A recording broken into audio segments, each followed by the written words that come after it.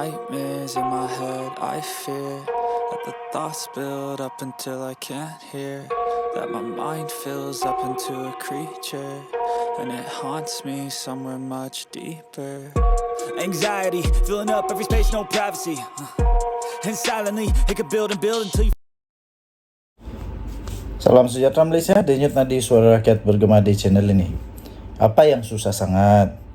Mahyadin umum undur diri sajalah, letak jawatan. Licinlah proses peralihan kuasa. Apa yang susah sangat? Kata Sabudin Husin, sabudin.com.net. Berdepan desakan yang kian meningkat, yang mahukan beliau untuk melepaskan jawatannya, Presiden Bersatu iaitu Tan Sri Mahyadin Mat Yassin ternampak semakin sedar tentang realiti itu. Ahli Parlimen Paguh itu dilaporkan mengambil maklum dengan gesaan perlunya ada perubahan dalam kepimpinan parti yang didakwa ada kelompangan dan perlu dibaiki menjelang PRU 16 yang akan datang ini. Katanya apa yang menjadi keutamaannya berkaitan perkara tersebut ialah agar peralihan pimpinan bersatu berjalan dengan lancar jika beliau memutuskan untuk undur diri. Bagaimanapun, Mahyadin Mat Yassin dalam masa yang sama belum dapat mengesahkan sama ada ingin mengundur diri atau masih mempertahankan jawatannya dalam pemilihan yang akan datang ini. Kata Mahyadin Mat Yassin, saya masih lagi mempertimbangkan sama ada untuk mempertahankan kedudukan atau sebaliknya pada pemilihan parti yang dijadualkan pada tahun depan. Katanya sebagaimana yang diinterview oleh sebuah portal berita. Ini yang payah nih. Sekejap sedar tentang gesaan perubahan dan adanya kelompangan dalam parti yang perlu kepada peralihan kepimpinan yang lancar. Tetapi di waktu yang sama, belum juga mahu memutuskan pula sama ada ingin mempertahankan jawatan atau tidak.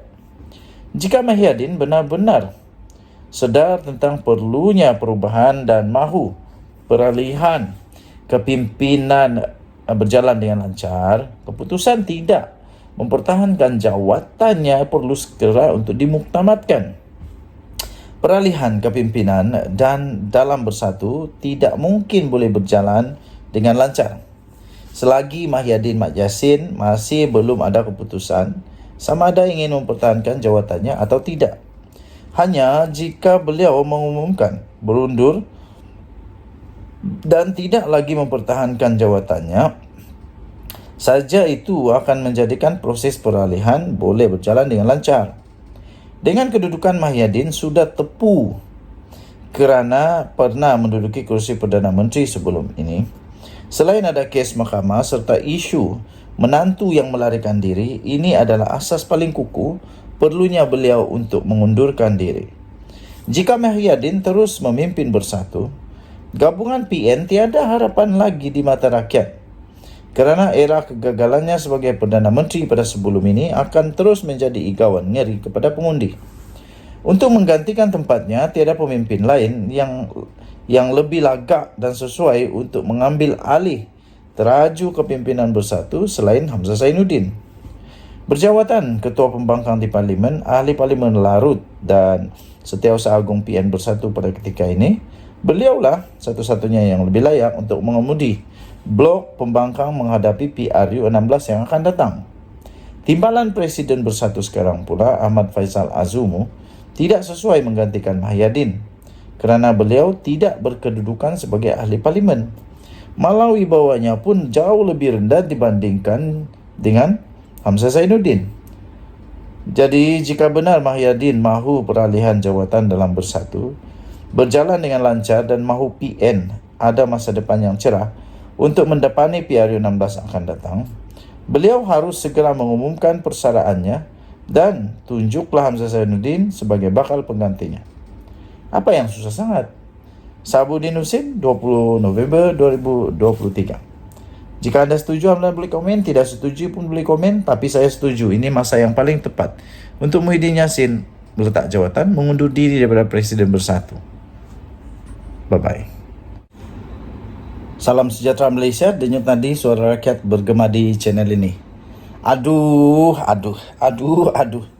Rupa-rupanya Hadi Awang memang rupanya masih belum putus asa dalam usaha untuk jatuhkan kerajaan. Aduh. Setelah banyak titah diraja, banyak penganalisis politik, banyak lagi lah yang mengatakan supaya jangan lagi nak politik, nak tumbangkan kerajaan, tapi fokuslah kepada kerajaan, fokus kepada rakyat. Tapi nampaknya Hadi Awang masih belum putus asa nak jatuhkan kerajaan. 23 November 2023, Perikatan Nasional PN masih berusaha menarik sokongan pemimpin UMNO yang tidak menyokong kerjasama parti itu dalam kerajaan perpaduan untuk bergabung dengan mereka. Itu kata Abdul Hadi Awang.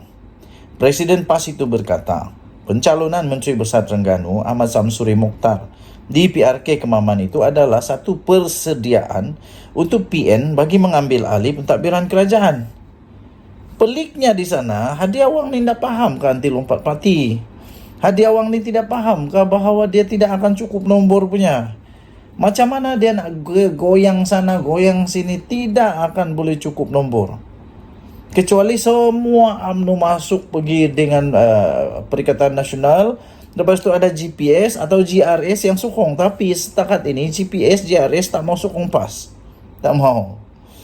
PRK bukan untuk Kemaman saja, kata Hadi Awang. Besar untuk Malaysia seluruhnya. Ini untuk menambah pertahankan kerusi Melayu PN yang ada, dia kata. Kemudian apalah dia kata? Dia kata, kita sedang memujuk lagi UMNO. Kerana UMNO bukan semua sokong PH. Sedang pujuk lagi pihak lain untuk bergabung, katanya dalam satu ceramah perdana di Dewan Sivik Kijal di Kemaman. Saya pun tidak faham apa sebenarnya yang Hadi Awang mau. Apa sebenarnya yang Hadi Awang mau? Nak kata dia nak pertahankan apa yang dia cuba katakan sekarang ini. Kerajaan sekarang dah cukup pertahankan. Malah Agung sendiri mempertahankan. Raja-raja Melayu mempertahankan. Nak bikin apa lagi pujuk UMNO? Siapa yang mau sokong Hadi Awang? Mereka terpaksa untuk keluar daripada UMNO. Kalau keluar dari UMNO, runtuh. Kena buat PRK lagi. Jadi Hadi Awang macam tak faham pula tentang Akta Anti Lompat Parti. Tapi biarlah dia. Biarkanlah labu-labu terjun dengan labu-labunya. Labu-labu pula. Biarkan tikus terjun dengan labu-labunya. Tak tahulah. Apa-apa sajalah. Ahli Parlimen Marang itu berkata, Samsuri diyakini mampu mengukuhkan kedudukan PN di peringkat pusat.